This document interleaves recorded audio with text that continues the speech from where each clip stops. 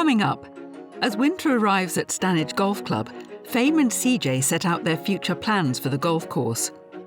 Obviously, we've got to get it ready this year in preparation for the start of the season next year. Yeah. Fame looks to attract more women to the club as she gets back into coaching. And as the series draws to a close, Fame reveals the biggest challenge facing Stanedge as she looks to take the business forward.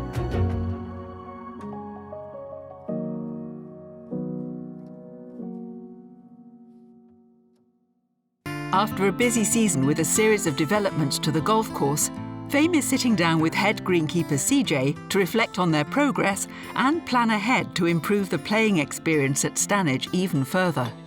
I mean, the difference even this year is incredible, I think, really, on the greens. I know there's always going to be slight hiccups and various things, but, way back when we'd got, 6 inches of thatch, it was like walking on a sponge, walking over the greens. The surface now overall are really quite decent. Yeah. Well, everything we've done, I think is we've always said, well, next year it'll be this, and next year it'll be that, and next year. We're always looking a good way forward, rather than, like you say, just weeks or months. It's actually years forward what we're looking.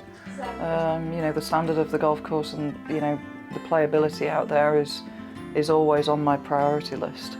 Of course members want to be able to come into a nice clubhouse, of course. But ultimately, if you're wanting to be a member of a golf club, you're wanting to go out and play a decent golf course. So playability is key, the standard of the greens, all of the things that, certainly from my point of view, from a playing perspective, your tees, your greens, your bunkers.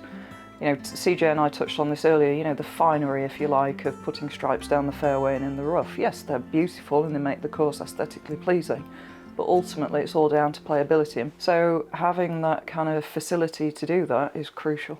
Following her playing days on tour, Fame's business was coaching new and established golfers. While this took a back seat in her early days of running a business, this year she plans to make more time for coaching and has reached out to the founder of Love.Golf, Alistair Spink, to find out more about bringing the women's group programme to Stanedge. Not very much chat at the beginning at all. We'll then get them either on a practice area or a range for no more than maybe 20 minutes and just get them having a go. So we make sure they're safe, we've got all their clubs ready, etc., but we want them to pick up a golf club and just experience having a go without receiving lots of information. I think the biggest thing is, you are giving them the opportunity to go out and play. Like you've said, make it contextualised, the amount of times, you see group coaching sessions where they're just literally standing in a line like robots. They've got to go out there and actually experience it. And I think the biggest thing, like what you said is that they can go out there and experience it. What general feedback, Alice, did you normally get after session 1? Would you say, obviously it's going to be really positive, but are they surprised that they've gone out and played, or what? How do Yeah, without a doubt. I mean, at the beginning, I explained to say a little bit about the philosophy so that they understand that I'm not going to give them too much information and I want them to have a go, and I believe they can do it. And you've got a group in front of you and you can see in their eyes they don't believe that they can do it. And then I tell them, and then we're going to go on the golf course, and then there's generally a bit of hush in the room. So because, like you say, that's not what they have been accustomed to, or probably what people have told them either, that you'll never get on the golf course. Well, actually, you will. So I normally, in the debrief, pick up on those 2 points. And I mean, you're right, they're the ones that come out.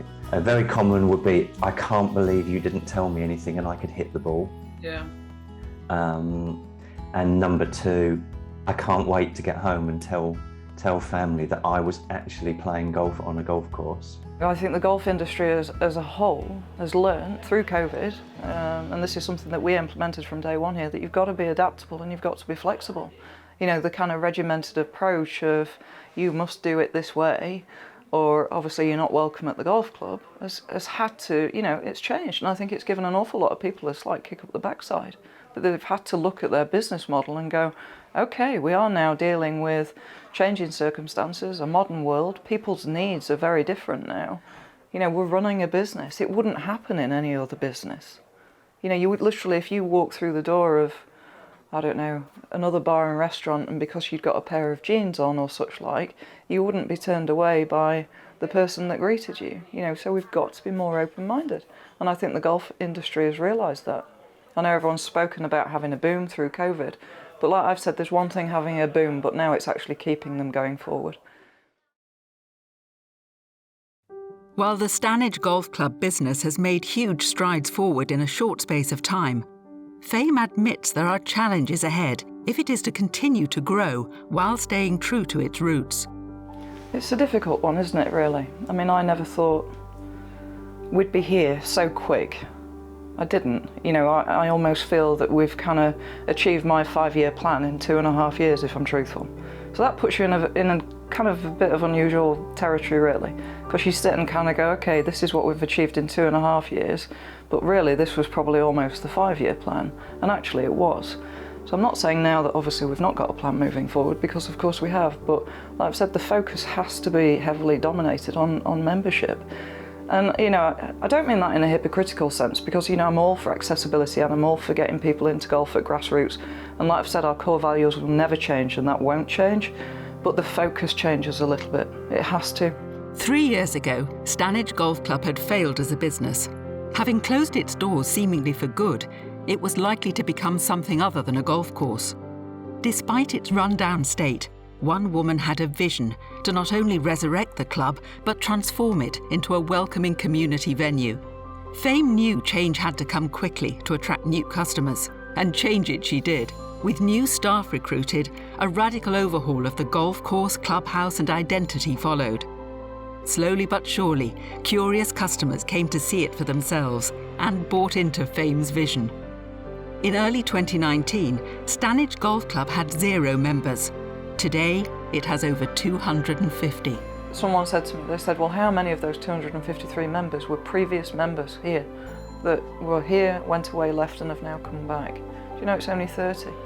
So we've attracted 223 people, new people, to Stanedge.